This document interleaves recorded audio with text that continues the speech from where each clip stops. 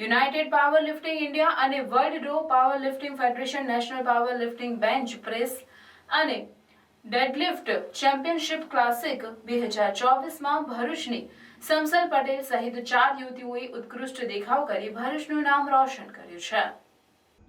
United power lifting India અને world raw power lifting federation ચોથી sub junior master men's and junior senior master women's national power lifting bench press and deadlift championship classic 2024નું આયોજન પુણે ખાતે કરાયું, જેમાં ભરૂચની સમસલ પટેલ, મીનાક્ષી તિવારી, રશ્મિ સિંહ, નિશા પટેલે તેમાં ભાગ લીધો હતો.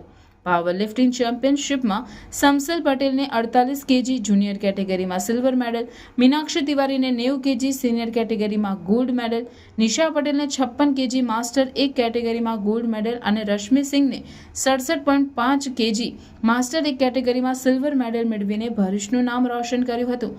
એમનું સિલેક્શન આગામી Asian power lifting bench press અને ડેડ લિફ્ટિંગ ચેમ્પિયનશિપ માટે થયું છે અને જેમાં એમને RS ફિટનેસ સ્ટુડિયો જીમના ટ્રેનર હર્ષિલ પટેલના માર્ગદર્શન હેઠળ ટ્રેનિંગ મેળવી હતી અને એમની જીતનો શ્રેય એમના ફેમિલી મેમ્બર્સ અને એમના કોચ હર્ષિલ પટેલને આપ્યો હતો. તમારી ટીમ નેશનલ પાવર લિફ્ટિંગમાં ગોલ્ડ મેડલ જીતીને આવી છે, તો તમારે તેના વિશે શું કહેવું છે?